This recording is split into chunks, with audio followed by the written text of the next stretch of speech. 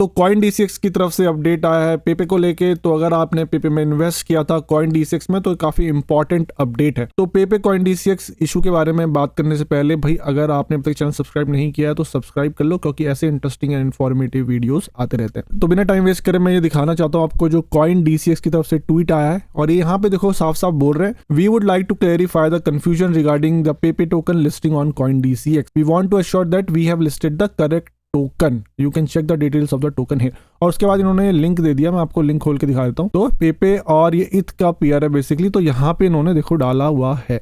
और अगर मैं दोबारा से आपको ट्वीट दिखाऊं तो ये इन्होंने इसलिए बोला है क्योंकि काफी लोगों को लग रहा था या लोग बोल रहे थे कि भाई इन्होंने गलत टोकन लिस्ट कर दिया है, इथेरियम वाला पेयर करना था, इन्होंने सोलाना वाला कर दिया है। तो उसी को ये क्लेरिफाई कर रहे हैं यहाँ पे। और देखो यहाँ पे क्या लिख रहे हैं, additionally our team is conducting a complete root cause analysis RCA to address the issue thoroughly. The finding will be shared with all our users soon. तो ये भाई RCA वगैरह कर रहे हैं, तो और उसके बाद ये आपके संग शेयर कर देंगे फाइंडिंग्स जो भी रहेगी। और फिर ये बोल रहे हैं, rest assured we have not listed an incorrect project nor made announcement about a different one, thank you for your patience and trust. तो वही बोल रहे हैं कि भाई हमने सही टोकन लिस्ट किया हुआ है, तो घबराने की बात नहीं है, RCA कर रहे हैं। तो जो भी इसका रीजन फाइंड आउट होगा ये हमें पता चल जाएगा कि ऐसा ग्लिच क्यों हुआ। आपको पता ही है काफी हाई गया था रेट, लोगों ने काफी पैसा बना रहे थे और उसके बाद सेल नहीं हुआ। ठीक है, तो अगर मैं इसको नीचे करूँ तो देखो लोगों के यूजर्स के कंसर्न्स भी हैं यहाँ पे, देख लो बोल रहे हैं, then give us our fund back along with the competition. तो यहाँ पे लोग अपना फंड वापस मांगने की बात कर रहे हैं। और इसके ऊपर मैं आपको नीरज खंडेलवाल का एक ट्वीट दिखाना चाहता हूं। तो नीरज ने भी भाई ये ट्वीट किया है, CoinDCX faced an issue yesterday in the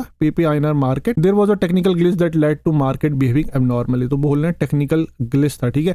Mainly the matching engine stopped accepting new sell orders for the pair when the system detected abnormal behavior. तो यहाँ पे ये बोल रहा है कि भाई मैचिंग जो इंजन होता है इन्होंने नए सेल ऑर्डर्स लेना ही बंद कर दिया। मतलब आप बाय कर सकते हो बट सेल नहीं कर सकते, ठीक है। तो मैं वही बात कर रहा था कि जो सेल ऑर्डर थे नहीं लग रहे थे। और ये भी बोल रहे हैं team work till 6 AM yesterday to resolve this। तो सुबह 6 बजे तक भाई इन्होंने काम किया है और बोले systems are stable and we are working to further strengthen our system so that we can avoid such incidents in the future. तो भाई इंसिडेंट्स हो गया है और ये बोले हम अवॉइड करेंगे।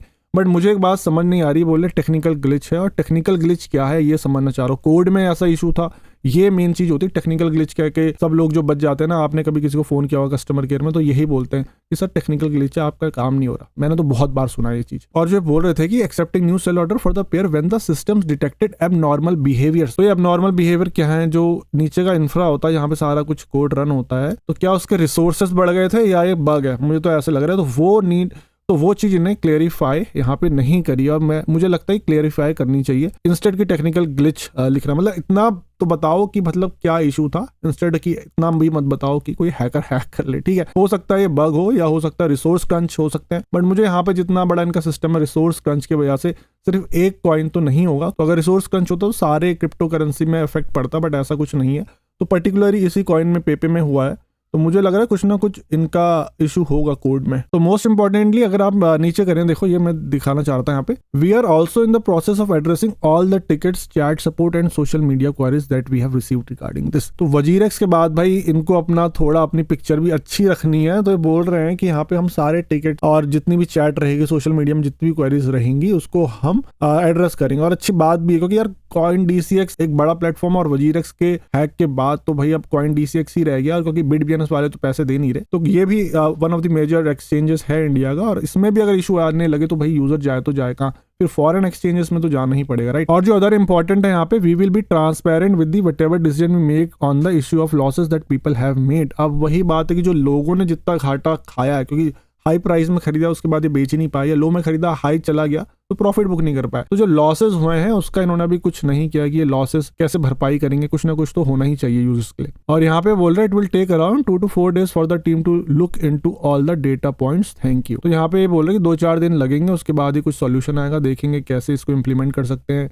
या कितना लॉस हुआ है, कुछ ना कुछ ट्रैक वगैरह आपका करेंगे। और जस्ट उसके नीचे देखो अनिमेश ने क्या लिखा है, yesterday when all this was happening another issue occurred at least with me, I have nothing to do with Pepe, I just deposited 25 KNR on the main wallet successfully, I tried to swap USDT on Web3, the transaction got stuck। तो ये अलग issue और vanish भी हो गए 25 भाई। तो मैं ये कहूंगा कि CoinDCX में भी इशू आने लग गए हैं, तो भाई अगर आपके सेंट्रलाइज एक्सचेंज में है तो उसको Web3 में डाल लो अपने पैसे, just for the safe side, और आप मूव तो कभी भी कर सकते हो।